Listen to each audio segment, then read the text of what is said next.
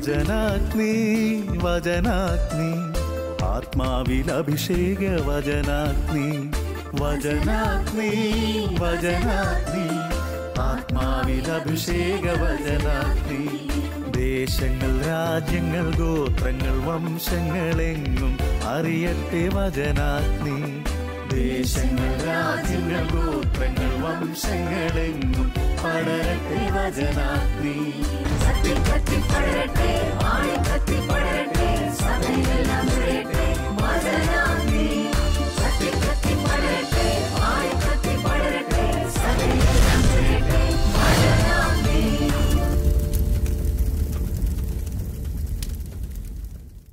ഈശോയിൽ പ്രിയപ്പെട്ട ശാലോം പ്രേക്ഷകർക്ക് വചനാഗ്നി ശുശ്രൂഷയിലേക്ക് ഈശോയുടെ നാമത്തിൽ ഹൃദ്യമായ സ്വാഗതം.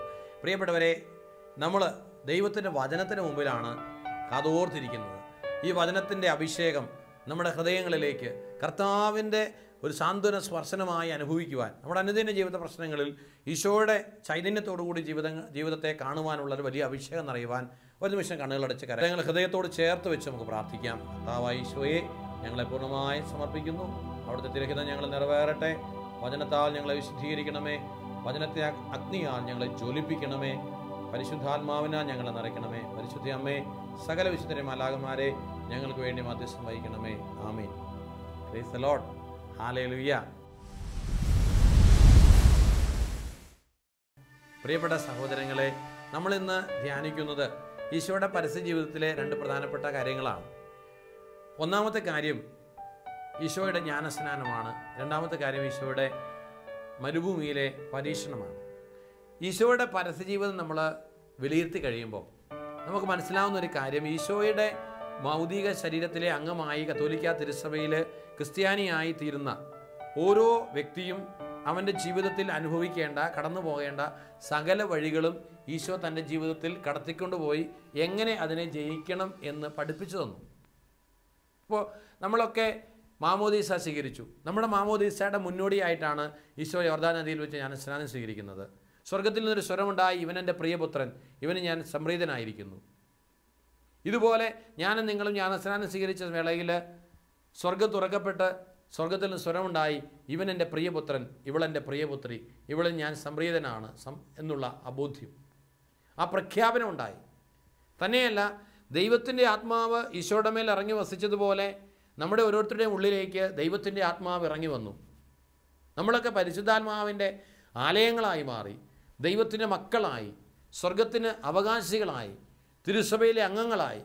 ഇതിൻ്റെ എല്ലാം മുന്നോടിയായിട്ടാണ് ഈശോ ജോർദാനിൽ ജ്ഞാനസ്നാനം സ്വീകരിച്ചത്. ഇന്നൊരു കുഞ്ഞ് ജ്ഞാനസ്നാനം സ്വീകരിക്കുമ്പോൾ, അല്ലെങ്കിൽ നമ്മളൊക്കെ ജ്ഞാനസ്നാനം സ്വീകരിച്ചപ്പോൾ, ക്രിസ്ത്യാനിയായി നമ്മൾ നാമകരണം ചെയ്യപ്പെട്ടപ്പോൾ ഇത് തന്നെയാണ് നമ്മുടെ ജീവിതത്തിൽ സംഭവിച്ചത്. ദൈവത്തിൻ്റെ ആത്മാവ് നിറഞ്ഞു, ദൈവമക്കളായി നമ്മളെ പ്രഖ്യാപിച്ചു. ഈ ഒരു ബോധ്യത്തിൽ നമ്മൾ ആരംഭിച്ച നമ്മുടെ ക്രിസ്തീയ ജീവിതത്തിൽ പിന്നീട് നമ്മൾ അഭിമുഖീകരിക്കേണ്ട വളർച്ചയുടെ, വിശ്വാസത്തിൻ്റെ വളർച്ചയുടെ, ആത്മീയമായ ഉണർവിൻ്റെ ചില പരീക്ഷണങ്ങളുണ്ട്. സഹനത്തിൻ്റെ വഴികളുണ്ട്, കുരിശിൻ്റെ വഴികളുണ്ട്, മരണമുണ്ട്. അവസാനം ഈ മരണത്തിന് അനന്തരമുള്ള ഒരു ഉത്ഥാനമുണ്ട്. ഈ മഹത്വത്തിൻ്റെ വഴികളാണ് യഥാർത്ഥത്തിൽ ഈശോ നമുക്ക് മുമ്പിൽ അവതരിപ്പിച്ച് കാണിച്ചു തന്നത്. ഈ വഴികളിലൂടെ ക്രിസ്തു നടന്ന അതേ വഴികളിലൂടെ ക്രിസ്തുവിനുള്ളവരും നടക്കേണ്ടവരാണ്. അപ്പോൾ ഇവിടെ നമ്മൾ ഈ മാമോദീസായിലൂടെ കിട്ടിയ ദൈവത്തിൻ്റെ ആത്മാവിൻ്റെ നിറവും ദൈവ മക്കളുടെ സ്ഥാനവും ഉറപ്പിക്കാനായിട്ട് നമ്മുടെ ജീവിതത്തിൽ ഈശോ അനുഭവിച്ചതുപോലെ തന്നെ ചില പരീക്ഷണങ്ങൾ ഉണ്ടാവും. വിശുദ്ധ ലൂക്ക അറിയിച്ച സുവിശേഷത്തിൻ്റെ 4-ാമത്തെ അധ്യായത്തിൽ 1 മുതലുള്ള തിരുവചനങ്ങളിൽ നമ്മളിപ്രകാരം വായിക്കുന്നു. യേശു പരിശുദ്ധാത്മാവ് നിറഞ്ഞവനായി യോർദാനിൽ നിന്ന് മടങ്ങി, ആത്മാവ് അവനെ മരുഭൂമിയിലേക്ക് നയിച്ചു. അപ്പോൾ ജ്ഞാനസ്നാനം സ്വീകരിച്ച് ആത്മാവിനാൽ നിറഞ്ഞ ഒരു ദൈവ പൈതലിനെ ദൈവത്തിൻ്റെ ആത്മാവാണ് മരുഭൂമിയിലൂടെ നയിക്കുന്നത്. ശൂന്യത ഊരിയിടുന്ന മണലാരണ്യത്തിലൂടെയാണ്, ആ മണലാരണ്യത്തിലാണ് ദൈവത്തെ കണ്ടെത്തുവാനായിട്ട് കഴിയുന്നത് എന്ന് സങ്കീർത്തകൻ പറയുന്നുണ്ട്. അപ്പോൾ ദൈവത്തെ കാണുവാനായിട്ട് ദൈവത്തിൻ്റെ ആത്മാവ് ഒരു ആത്മാവിനെ നയിക്കുന്നത് മരുഭൂമി അനുഭവത്തിലേക്കാണ്. അത് ഇന്ന് എനിക്കും നിങ്ങൾക്കും ഉണ്ടാകുന്ന ജീവിത സാഹചര്യത്തെ പൂർണ്ണ മനുഷ്യനായി ഈ ഭൂമിയിലേക്ക് വന്ന ഈശോ മിശിഹ തൻ്റെ ജീവിതത്തിൽ സ്വീകരിച്ചുകൊണ്ട് നമ്മളെ ബോധ്യപ്പെടുത്തി കാണിച്ചു തരികയാണ്. അപ്പോൾ ഈശോ മരുഭൂമിയിൽ പിശാചിനാൽ പരീക്ഷിക്കപ്പെട്ട് 40 ദിവസങ്ങൾ കഴിഞ്ഞുകൂടി. ഈശോയുടെ ഈ 40 ദിവസത്തെ ജീവിതാനുഭവം സത്യത്തിൽ നമ്മുടെ ഓരോരുത്തരുടെയും ഈ ഭൂമിയിലെ ജീവിത കാലഘട്ടത്തിൽ നമ്മൾ ഓരോരുത്തരും അഭിമുഖീകരിക്കേണ്ട അതേ അവസ്ഥയാണ്. ഈശോ ആ പരീക്ഷയെ ജയിച്ച് കാണിച്ചു തന്നു. മോഡൽ പരീക്ഷയിൽ ഈശോ ജയിച്ചു. എന്നിട്ട് നമുക്ക് ജയിക്കാനായിട്ടൊരു മാതൃക കാണിച്ചു തന്നു. നമുക്കറിയാം, ഒരു സ്കൂളിൽ അധ്യാപകൻ ഒരു വിദ്യാർത്ഥിക്ക് പരീക്ഷ ഇടുന്നതിന് വേണ്ടിയിട്ടാണ് ആ വിദ്യാർത്ഥിയെ ജയിച്ചു അല്ലെങ്കിൽ തോറ്റു എന്ന് പ്രഖ്യാപിക്കാൻ വേണ്ടിയിട്ടാണ്. ജയവും തോൽവിയും നിർണ്ണയിക്കപ്പെടുന്നത് എപ്പോഴും പരീക്ഷകളിലൂടെയാണ്. അപ്പോൾ 1-ാം ക്ലാസ്സിലെ പരീക്ഷ ജയിച്ചാൽ പിന്നെ ആ പരീക്ഷ ഒരിക്കലും എഴുതണ്ട, പിന്നെ 2-ാം ക്ലാസ്സിലേ ആയിരിക്കും. അപ്പോൾ SSLC പരീക്ഷ ജയിക്കുന്ന ഒരാൾ വീണ്ടും SSLC പരീക്ഷയല്ല എഴുതേണ്ടത്, അടുത്ത +2 ആണ്, അല്ലെങ്കിൽ അടുത്ത ഡിഗ്രിയാണ്, അല്ലെങ്കിൽ എഞ്ചിനീയറിംഗ് ആണ്, അല്ലെങ്കിൽ നേഴ്സിംഗ് ആണ്, അല്ലെങ്കിൽ മറ്റെന്തെങ്കിലും പ്രൊഫഷണൽ കോഴ്സുകളാണ് എന്ന് പറഞ്ഞതുപോലെ നമ്മുടെ ആത്മീയ ജീവിതത്തിലും നമ്മളെ ജയിപ്പിക്കാൻ വേണ്ടി ദൈവം നമ്മളെ പരീക്ഷകളിലൂടെ കടത്തിക്കൊണ്ടുപോകും. അപ്പോൾ ഈശോ നമ്മുടെ മുമ്പിൽ ജയിച്ചു തന്ന 1-ാമത്തെ പരീക്ഷ വിശപ്പ് വരുമ്പോൾ എന്തു ചെയ്യണം? ശരീരത്തിൻ്റെ ഒരു സ്വാഭാവികമായ പ്രവണതയാണ് വിശക്കുക എന്നത്. അപ്പം ശരീരത്തിൻ്റെ പ്രവണതകളെ ജയിക്കണമെങ്കിൽ, വിശപ്പിനെ ജയിക്കണമെങ്കിൽ അന്നേരത്തെ ശാന്തിക്ക് വേണ്ടി ഉള്ള മാർഗങ്ങൾ തേടുകയല്ല, ജഡത്തിൻ്റെ ദുരാശകളെ കീഴ്പ്പെടുത്താൻ, കണ്ണുകളുടെ ദുരാശയെ കീഴ്പ്പെടുത്താൻ, ഒരു ജീവിതത്തിൻ്റെ ദുരാശകളെ കീഴ്പ്പെടുത്താൻ, ജഡിക താല്പര്യങ്ങളെ കീഴ്പ്പെടുത്താൻ എന്തു മാർഗമാണ് ഒരു ക്രിസ്ത്യാനി സ്വീകരിക്കേണ്ടതെന്ന് ഈശോ പഠിപ്പിച്ചു തരികയാണ്. അപ്പോൾ പിശാച് കൊടുത്ത ടെസ്റ്റ് ഇതാണ്: ഈ കല്ലുകൾ അപ്പമാക്കിയാൽ നിനക്ക് നിൻ്റെ ശരീരത്തിൻ്റെ വിശപ്പ് അകറ്റാൻ പറ്റും. എന്നാൽ ഈശോ പറയുന്നു, ഈ കല്ല് അപ്പമായിട്ടല്ല, മറിച്ച് വചനം കൊണ്ടാണ് ഒരു മനുഷ്യൻ ജീവിക്കേണ്ടത്. കല്ല് അപ്പമായി മാറുന്നതിലൂടെയല്ല, മറിച്ച് വചനം അപ്പമായി മാറിയ വിശുദ്ധ കുർബാനയാകുന്ന അത്ഭുതത്തിലേക്ക് ഈശോ നമ്മളെ ക്ഷണിക്കുകയാണ്. ദൈവത്തിൻ്റെ നാവിൽ നിന്ന് പുറപ്പെടുന്ന ദൈവത്തിൻ്റെ വചനം, ഈ വചനം തന്നെ മാംസമായി ഈ ഭൂമിയിലേക്ക് അവതരിച്ച ഈശോ മിശിഹ, ഈ ഈശോ മിശിഹ ജീവനുള്ള അപ്പമായി നമുക്ക് വേണ്ടി അൾത്താരയിൽ മുറിയപ്പെടുന്നു.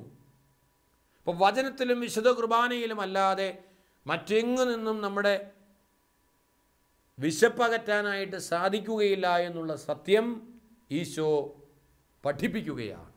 ഈശോ ജയിച്ച് കാണിച്ചു തരികയാണ്. അപ്പോൾ പ്രിയപ്പെട്ട സഹോദരങ്ങളെ, ഈ 1-ാമത്തെ പരീക്ഷണം നമ്മളെ പഠിപ്പിക്കുന്ന പാഠം എന്താണ്?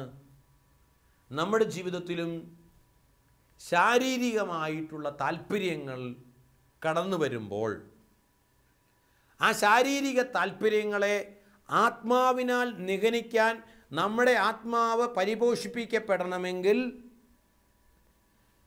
ദൈവത്തിൻ്റെ വചനങ്ങളാലും വിശുദ്ധ കുർബാനയാലും നമ്മുടെ ആത്മാവ് പരിപുഷ്ടമാക്കപ്പെടണം, ശക്തി ആർജിക്കണം.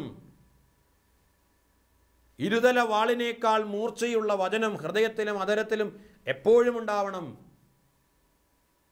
ജീവിക്കുന്ന ദൈവത്തിൻ്റെ സാന്നിധ്യം തിരുവചനത്തിൽ അനുഭവിക്കുവാൻ കഴിയണം. ഇപ്പോൾ 119-ാമത്തെ സങ്കീർത്തനത്തിൽ 11-ാമത്തെ വാക്യത്തിൽ തിരുവചനം ഇപ്രകാരമാണ് നമ്മെ ഓർമ്മപ്പെടുത്തുന്നത്. സങ്കീർത്തകൻ പറയുന്നു, അങ്ങേക്കെതിരെ പാപം ചെയ്യാതിരിക്കേണ്ടതിന് ഞാൻ അങ്ങയുടെ വചനം ഹൃദയത്തിൽ സൂക്ഷിച്ചിരിക്കുന്നു. അപ്പം ജഡത്തിൻ്റെ പ്രവണതകൾക്ക് കീഴ്പ്പെട്ട് പാപം ചെയ്യാതിരിക്കേണ്ടതിന് ഹൃദയത്തിൽ ദൈവത്തിൻ്റെ വചനം സൂക്ഷിച്ചിരിക്കുന്നു. പ്രൈസ് ദ ലോർഡ്, ഹല്ലേലൂയ. പ്രിയപ്പെട്ട സഹോദരങ്ങളെ, നമ്മുടെ ഹൃദയത്തിൽ ദൈവത്തിൻ്റെ വചനം സൂക്ഷിക്കപ്പെടുമ്പോഴാണ് പാപം ചെയ്യാതിരിക്കാൻ നമുക്ക് സാധിക്കുന്നത് എന്നാണ് വചനം ഓർമ്മപ്പെടുത്തുന്നത്. അതുകൊണ്ട് ഒന്നാമത്തെ പ്രലോഭനം ശരീരത്തിൻ്റെ പ്രവണതയ്ക്കനുസരിച്ചുള്ള പാപങ്ങളിലേക്ക് പോകാതിരിക്കാൻ ദൈവത്തിൻ്റെ വചനം എപ്പോഴും നിറഞ്ഞു നിൽക്കുന്നൊരു ജീവിതമാകണം. എല്ലാ ദിവസവും വചനം പാദങ്ങൾക്ക് വിളക്കായി പാതയിൽ പ്രകാശമായി സ്വീകരിക്കണമെന്ന പാഠമാണ് ഈ പരീക്ഷ നമ്മളെ പഠിപ്പിക്കുന്നത്. രണ്ടാമത്തെ പരീക്ഷ, പിന്നീട് പിശാച് അവനെ ഒരു ഉയർന്ന സ്ഥലത്തേക്ക് കൊണ്ടുപോയി ഭൂമിയിലെ സകല രാജ്യങ്ങളും ക്ഷണനേരം കൊണ്ട് അവനെ കാണിച്ചു കൊടുത്തു. പിശാച് അവനോട് പറഞ്ഞു, ഇനിമേൽ എല്ലാ അധികാരവും മഹത്വവും നിനക്ക് ഞാൻ തരാം. ഇതെല്ലാം എനിക്ക് നൽകപ്പെട്ടിരിക്കുന്നു. എനിക്ക് ഇഷ്ടമുള്ളവർക്ക് ഞാനിത് കൊടുക്കുന്നു. നീ എന്നെ ആരാധിച്ചാൽ ഇവയെല്ലാം നിൻ്റേതാകും. യേശു മറുപടി പറഞ്ഞു, നിന്റെ ദൈവമായ കർത്താവിനെ നീ ആരാധിക്കണം, അവനെ മാത്രമേ പൂജിക്കാവൂ എന്ന് എഴുതപ്പെട്ടിരിക്കുന്നു. ഇത് രണ്ടാമത്തെ പ്രലോഭനം. ഈ ലോകത്തിൻ്റെ ലൗകികമായ നേട്ടങ്ങൾക്ക് വേണ്ടിയിട്ടുള്ള ഒരു ത്വര മനുഷ്യരിൽ പിശാച് കൊണ്ടുവരും. ലോകത്തിലെ രാജ്യങ്ങൾ കീഴടക്കണം, ലോകത്തിൻ്റെ നേട്ടങ്ങൾ കൊയ്യണം. ലൗകികമായ വിജ്ഞാനം ദൈവത്തിൻ്റെ ദൃഷ്ടിയിൽ ഭോഷത്വമാണെന്ന് വചനം ഓർമ്മപ്പെടുത്തുന്നു. അതിനുവേണ്ടിയല്ല, ദൈവത്തിൻ്റെ മഹത്വത്തിന് വേണ്ടി നമ്മൾ വിജ്ഞാനം നേടണം, ദൈവത്തിൻ്റെ മഹത്വത്തിന് വേണ്ടി പണമാർജിക്കണം, ദൈവത്തിൻ്റെ മഹത്വത്തിന് വേണ്ടി ജോലി നേടണം, ദൈവത്തിൻ്റെ മഹത്വത്തിന് വേണ്ടി രാജ്യങ്ങൾ കീഴടക്കണം. പിശാചിനെ കുമ്പിട്ടാരാധിച്ചിട്ട് തിന്മയുടെ മുമ്പിൽ കോംപ്രമൈസ് ചെയ്തിട്ട് ഒരു നേട്ടവും എൻ്റെ ജീവിതത്തിൽ വേണ്ട എന്ന് തീരുമാനിക്കാൻ ക്രിസ്ത്യാനിയെ ക്രിസ്തു വെല്ലുവിളിക്കുകയാണ്. നിന്റെ ജീവിതത്തിൽ നിനക്ക് കിട്ടിയിട്ടുള്ള നേട്ടങ്ങളുടെ പിന്നിൽ എവിടെയെങ്കിലും ഏതെങ്കിലുമൊക്കെ സാഹചര്യത്തിൽ നീ നിന്റെ ദൈവത്തെ തള്ളിപ്പറയാൻ ഇടവന്നിട്ടുണ്ടോ? നീ ദൈവത്തെ തള്ളിപ്പറഞ്ഞപ്പോഴൊക്കെ നീ സാത്താനെ കുമ്പിട്ടാരാധിക്കുകയായിരുന്നു. നിന്റെ ദൈവമായ കർത്താവിനെ മാത്രമേ ആരാധിക്കാവൂ, അവനെ മാത്രമേ പൂജിക്കാവൂ. ദൈവത്തിന് വില നൽകാത്ത, ദൈവത്തെ ഒന്നാമതായി സ്നേഹിക്കാത്ത, ദൈവത്തിന് മഹത്വം നൽകാത്ത, ദൈവത്തെക്കാൾ ഉപരി മറ്റ് പലതിനെയും പൂജിക്കുന്ന, ഭയപ്പെടുന്ന, അന്ധവിശ്വാസങ്ങളുടെയും അനാചാരങ്ങളുടെയും കള്ളത്തരത്തിൻ്റെയും കൈക്കൂലിയുടെയും കള്ള സർട്ടിഫിക്കറ്റുകളുടെയും ഒക്കെ പിൻബലമാണോ നീ ഇന്ന് അനുഭവിക്കുന്ന നേട്ടങ്ങൾക്ക് പിന്നിലുള്ളത് എന്ന് ആത്മാർത്ഥമായി നീ ചിന്തിക്കുക.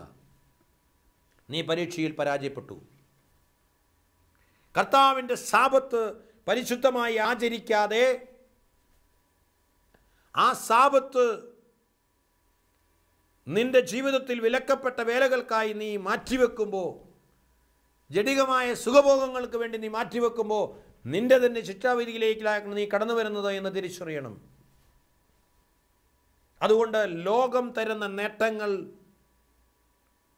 അതിനുവേണ്ടി നീ ദൈവത്തെ മറക്കരുത്. നീ നേട്ടങ്ങളൊക്കെ നേടിക്കൂ, പക്ഷെ ദൈവത്തെ മറന്നുകൊണ്ടാവരുത്, ദൈവത്തെ നിന്ദിച്ചുകൊണ്ടാവരുത്, ദൈവാരാധനയിൽ നിന്ന് പിന്തിരിഞ്ഞുകൊണ്ടാവരുത്. ദൈവത്തിന് ഒന്നാം സ്ഥാനം കൊടുത്തുകൊണ്ടാവണം.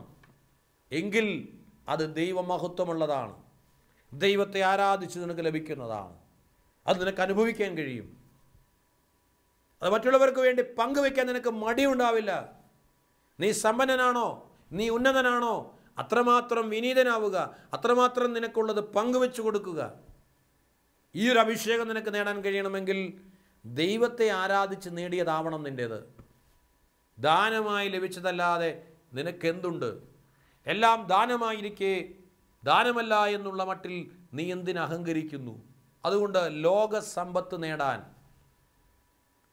വ്യഗ്രത പൂണ്ടിരിക്കുമ്പോൾ നിന്റെ ആത്മാവ് ദൈവത്തിൽ ആനന്ദിക്കുന്നതാകണം. എൻ്റെ ആത്മാവ് കർത്താവിനെ മഹത്വപ്പെടുത്തുന്നു, എൻ്റെ ചിത്തം എൻ്റെ രക്ഷകനായ ദൈവത്തിൽ ആനന്ദിക്കുന്നു എന്ന് പരിശുദ്ധ അമ്മ പറഞ്ഞു. നിന്റെ ആത്മാവ് ദൈവത്തെ മഹത്വപ്പെടുത്തുന്നുണ്ടോ? നിന്റെ മനസ്സ് ദൈവത്തിലാണോ, ദൈവത്തിൻ്റെ നിയമങ്ങളിലാണോ ആനന്ദിക്കുന്നത്? അതോ സാത്താൻ നിന്റെ മുമ്പിൽ വെച്ചു നീട്ടിത്തരുന്ന ലൗകികമായ സുഖഭോഗങ്ങൾക്ക് വേണ്ടി ലോകത്തിൻ്റെ രാജ്യങ്ങളും അവയിലുള്ള സകല മഹത്വവും കാണിച്ചു കൊടുത്തിട്ട് ക്രിസ്തുവിനോട് പറയുകയാണ്, നീ എന്നെ കുമ്പിട്ടാരാധിച്ചിട്ട് ഇതെല്ലാം നിനക്ക് തരാം. അമേരിക്കയ്ക്ക് പോകാൻ, ഓസ്ട്രേലിയക്ക് പോകാൻ, UK പോകാൻ, അതിനുവേണ്ടി ഏത് കുൽസിത മാർഗത്തിനും തയ്യാറാവുന്ന പ്രിയപ്പെട്ട സഹോദര, നീ സാത്താൻ്റെ മുമ്പിൽ മുട്ടുമടക്കി. ദൈവത്തിൻ്റെ ശാപത്തിനെ നീ വില ഇല്ലാത്തതായി കാണുമ്പോൾ നീ അറിയാതെ നിന്റെ മുട്ട് സാത്താൻ്റെ മുമ്പിൽ മടങ്ങി. നീ ദൈവത്തെക്കാൾ വിലമതിക്കുന്നതായി നിന്റെ ജോലിയും പണവും നീ ഗണിക്കുമ്പോൾ, ദൈവത്തെക്കാൾ ഭയപ്പെടുന്നതായി അന്ധവിശ്വാസക്കാരുടെയും അനാചാരക്കാരുടെയും ആഭിചാരക്കാരുടെയും ക്രിയകളെ നീ വിലമതിക്കുമ്പോൾ നീ സാത്താൻ്റെ മുമ്പിൽ നിന്റെ മുട്ടുമടക്കി. അതുകൊണ്ട് പ്രിയപ്പെട്ട സഹോദരങ്ങളെ, ക്രിസ്തു തൻ്റെ രണ്ടാമത്തെ പരീക്ഷണത്തെ വിജയിച്ചത് ദൈവത്തെ മാത്രമേ ആരാധിക്കാവൂ, അവനെ മാത്രമേ പൂജിക്കാവൂ എന്ന തിരുലിഖിതം ഉദ്ഘോഷിച്ചുകൊണ്ടാണ്. നിൻ്റെ ഊണിലും ഉറക്കത്തിലും നിൻ്റെ ഏത് ജീവിത തിരഞ്ഞെടുപ്പിലും ദൈവത്തെ മാത്രമേ ആരാധിക്കാവൂ, അവനെ മാത്രമേ പൂജിക്കാവൂ എന്നുള്ള ക്രിസ്തുവിൻ്റെ ഈ വിജയവചനം നിൻ്റെ അധരത്തിലും നിൻ്റെ ഹൃദയത്തിലും ഉണ്ടാവട്ടെ. ഇത് നിൻ്റെ കുടുംബത്തിൽ നിൻ്റെ മക്കളെ നീ പഠിപ്പിക്കട്ടെ. ദൈവത്തെ മറന്നൊരു ജീവിതം വേണ്ട മക്കളെ. ദൈവത്തെ തള്ളിപ്പറഞ്ഞിട്ട് ഒരു നേട്ടവും നമുക്ക് വേണ്ട. ദൈവത്തിൻ്റെ കൃപയില്ലാത്ത, ദൈവത്തിൻ്റെ അനുഗ്രഹമില്ലാത്ത ഒരു രാജ്യവും നമുക്ക് വേണ്ട, ഒരു മഹത്വവും നമുക്ക് വേണ്ട എന്ന് കുഞ്ഞുനാൾ മുതൽ കുഞ്ഞുങ്ങളെ പഠിപ്പിച്ച് വളർത്താൻ നമുക്ക് കഴിയണം. എങ്കിലേ നാളെ ദൈവത്തെ ആരാധിക്കുന്ന, ദൈവത്തിന് മഹത്വം നൽകുന്ന കുടുംബമായി നമ്മുടെ കുടുംബം മാറും. പരാജയം സമ്മതിച്ച പിശാച് മൂന്നാമത്തെ ടെസ്റ്റിന് കൊണ്ടുപോവുകയാണ്. ഒന്നാമത്തത് ശരീരത്തിൻ്റെ സുഖം, രണ്ടാമത്തത് ലോകത്തിൻ്റെ മോഹം, മൂന്നാമത്തത് ലോകത്തിൻ്റെ അംഗീകാരം, ലോകത്തിൻ്റെ പ്രീതി. അത് നേടാൻ വേണ്ടി ദൈവത്തിൻ്റെ പ്രീതി നീ നഷ്ടപ്പെടുത്തരുത്. ജെറൂസലേം ദേവാലയത്തിൻ്റെ മുകളിൽ കയറ്റി നിർത്തിയിട്ട് ക്രിസ്തുവിന് സാത്താൻ ഉള്ളിൽ പ്രേരണ കൊടുക്കുകയാണ്. നീ താഴേക്ക് ചാടിയാൽ 91 സങ്കീർത്തന വചനമനുസരിച്ച് നിന്റെ പാദം കല്ലിൽ മേൽ തട്ടാതെ കരങ്ങളിൽ അവർ നിന്നെ വഹിച്ചുകൊള്ളും. അത്ഭുതകരമായ ഒരു ചാട്ടം. ഈ ചാട്ടത്തിലൂടെ അനേകം ആളുകൾ നിന്റെ മാന്ത്രിക മായാജാലത്തിൽ മുങ്ങി നിന്നെ അംഗീകരിക്കും. നിനക്കെല്ലാവരുടെയും മുമ്പിൽ സംപ്രീതി കിട്ടും. നിന്നെ മറ്റുള്ളവർ മഹത്വപ്പെടുത്തും. നീ ദൈവത്തിൻ്റെ കയ്യൊപ്പുള്ളവനാണെന്ന് ജനം മുഴുവൻ ഉദ്ഘോഷിക്കും. എന്നാൽ ഈശോ തിരിച്ചറിഞ്ഞു തൻ്റെ പിതാവിൻ്റെ ഇഷ്ടം. യേശു പറഞ്ഞു, വചനമെടുത്തുകൊണ്ട് നീ എന്നെ പരീക്ഷിക്കുമ്പോൾ പിശാചേ, ഇങ്ങനെ കൂടി വചനത്തിൽ എഴുതിയിട്ടുണ്ട്, നിന്റെ ദൈവമായ കർത്താവിനെ നീ പരീക്ഷിക്കരുത് എന്നുകൂടി എഴുതപ്പെട്ടിരിക്കുന്നു. വചനം അതുപടി എടുത്ത് നിന്റെ മഹത്വത്തിന് വേണ്ടി നീ ഉപയോഗിക്കരുത്. വചനം എഴുതപ്പെട്ടിരിക്കുന്നത് ദൈവത്തിൻ്റെ ദൂതായിട്ടാണ്, അത് നിൻ്റെ സംരക്ഷണമായിട്ടാണ്. അതല്ലാതെ ഈ സംരക്ഷണം എനിക്കുണ്ട് എന്ന് പറഞ്ഞുകൊണ്ട് നീ മനഃപൂർവ്വം എടുത്തു ചാടാൻ നിൽക്കരുത്. അത് പരീക്ഷണമാണ്. മനഃപൂർവ്വം ദൈവത്തിൻ്റെ വചനം എന്നെ സംരക്ഷിക്കട്ടെ എന്ന് പറഞ്ഞുകൊണ്ട് നിൻ്റെ സ്വാഭാവികതയിൽ നിന്ന്, നിന്നെക്കുറിച്ചുള്ള ദൈവിക പദ്ധതിയിൽ നിന്ന് നീ മാറി ചിന്തിച്ചാൽ, പ്രിയപ്പെട്ടവരെ, അത് ദൈവത്തെ പരീക്ഷിക്കലാണ്. അതുകൊണ്ട് ലോകത്തിൻ്റെ അംഗീകാരം കിട്ടാൻ വേണ്ടി നീ ഒരിക്കലും ദൈവത്തിൻ്റെ വചനത്തെ ഉപയോഗിക്കരുത്. സാത്താനെ, നിന്റെ ദൈവമായ കർത്താവിനെ പരീക്ഷിക്കരുത് എന്നുകൂടി എഴുതപ്പെട്ടിരിക്കുന്നു എന്ന വചനത്തിലൂടെ യേശുവിനെ വിട്ടുപോകാൻ അവൻ ആ വചനത്താൽ കാരണമാക്കി. ഈ മൂന്നാമത്തെ പരീക്ഷണവും നമുക്കൊക്കെ നേരിടാൻ സാധ്യതയുള്ളതാണ്. ഇത് ജയിച്ചാലേ നമ്മുടെ ആത്മീയ ജീവിതം ഒരു പടി കൂടി ഉയരുകയുള്ളൂ. മറ്റൊന്നുമല്ല, മറ്റുള്ളവരുടെ മുമ്പിൽ അംഗീകരിക്കപ്പെടണമെന്നുള്ളൊരാഗ്രഹം നമുക്കെല്ലാവർക്കും മാനുഷികമായിട്ടുണ്ട്. എന്നാൽ ഈ അംഗീകാരത്തിന് പകരം ദൈവത്തിന് മുമ്പിൽ ഞാൻ അംഗീകരിക്കപ്പെടണം. ലോകത്തിൻ ദൃഷ്ടിയിൽ ഞാൻ ഒരു ഭോഷനായി തീർന്നിടിലും ദൈവത്തിൻ ദൃഷ്ടിയിൽ ഞാൻ എന്നും ശ്രേഷ്ഠനായി തീർന്നിടുമേ. ലോകത്തിൻ്റെ ദൃഷ്ടിയിൽ നിബോഷനാകും. ഈശോയ്ക്ക് പരമപിതാവിൻ്റെ ഇഷ്ടം മനസ്സിലായി. ജെറൂസലേം ദേവാലയത്തിൻ്റെ മുകളിൽ കയറി താഴേക്ക് ചാടുക എന്ന അല്ല പിതാവിൻ്റെ ഇഷ്ടം. മറിച്ച് ഗലീലയിലെ മല മുകളിലേക്ക് കയറണം, അവിടെ ഇരുന്ന് ഗിരിപ്രഭാഷണം നടത്തണം, ദൈവരാജ്യത്തിൻ്റെ രഹസ്യങ്ങൾ വ്യാഖ്യാനിച്ചു കൊടുക്കണം. താബോർ മലയുടെ മുകളിലേക്ക് കയറണം, അവിടെ മോശയുടെയും ഏലിയായുടെയും സാന്നിധ്യത്തിൽ തൻ്റെ മഹത്വം വെളിപ്പെടുത്തണം, രൂപാന്തരീകരണം നടക്കണം. ആ മലമുകളിൽ നിന്ന് താഴെ ഇറങ്ങി വീണ്ടും കയറാനുണ്ടൊരു മല, കാൽവരി മല.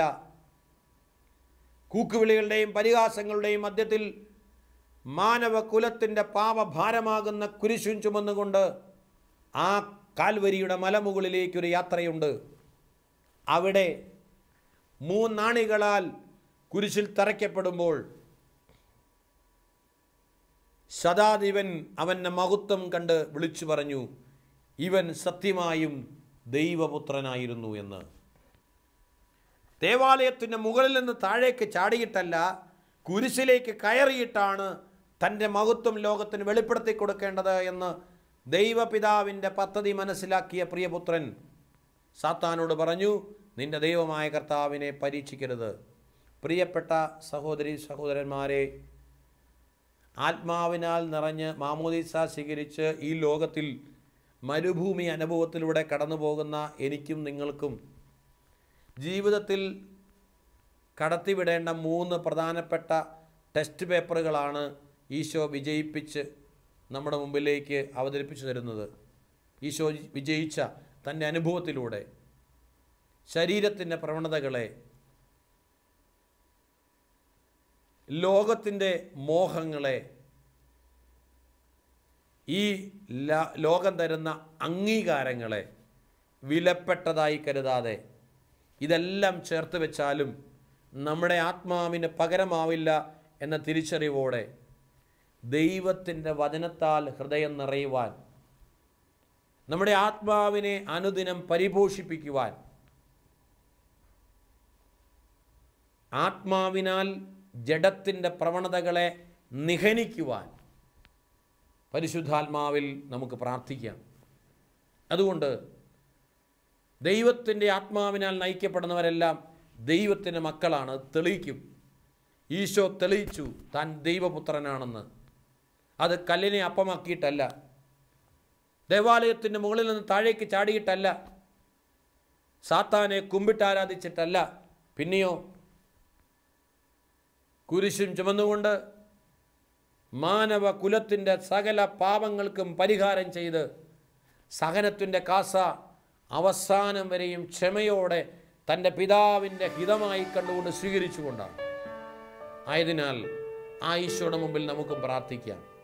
ഈശോയെ, ഞങ്ങളുടെ ജീവിതത്തിൻ്റെ മരുഭൂമി അനുഭവങ്ങളിൽ ഞങ്ങളുടെ ഉള്ളിൽ മാമോദീസായിലൂടെ നിറയപ്പെട്ട ദൈവത്തിൻ്റെ ആത്മാവിനെ ഉജ്ജ്വലിപ്പിക്കുന്ന ദൈവവചനത്താലും പരിശുദ്ധ കൂദാശകളാലും അനുദിന ജീവിതത്തിൽ ഞങ്ങൾ അനുഭവിക്കുന്ന സകല വിധത്തിലുള്ള പ്രലോഭനങ്ങളെയും പരീക്ഷണങ്ങളെയും വിജയിക്കുവാനുള്ള ശക്തമായ അഭിഷേകം ഞങ്ങൾക്ക് തരണമേ എന്ന് ആയിരിക്കുന്ന ഇടങ്ങളിൽ നമുക്ക് എഴുന്നേറ്റ് നിൽക്കാം.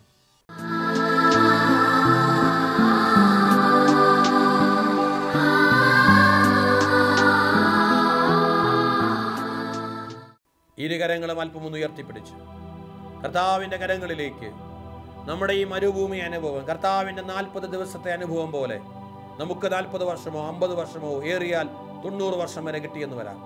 ഈ മരുഭൂമി അനുഭവത്തിൽ ആത്മാവിനാൽ നിറഞ്ഞു നിൽക്കുന്ന നമുക്ക് ഈശോയെ പോലെ ജഡത്തിൻ്റെ പ്രവണതകളെ, ലോകത്തിൻ്റെ മോഹങ്ങളെ, ലോകത്തിൻ്റെ അംഗീകാരങ്ങളെ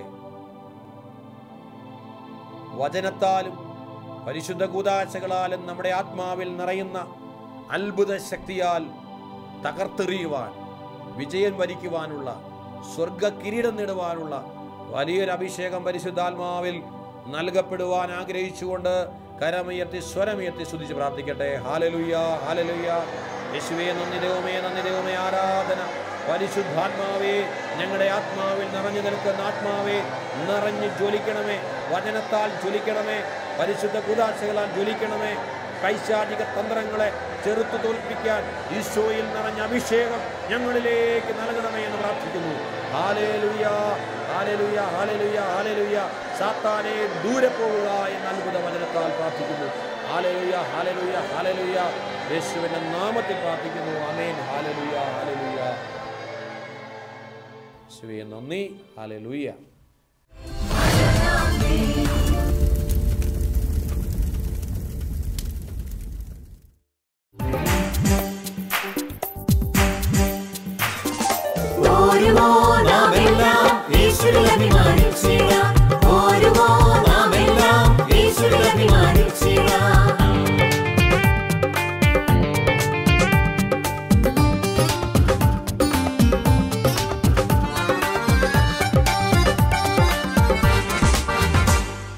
നമ്മുടെ നാഥൻ ഒലിവുമലയിൽ അന്ന് നൽകിയ മിഷൻ ദൂത് തലമുറ തലമുറ കൈമാറി കെടാതെ ഞങ്ങൾ ഘോഷിക്കും, കെടാതെ ഞങ്ങൾ ഘോഷിക്കും.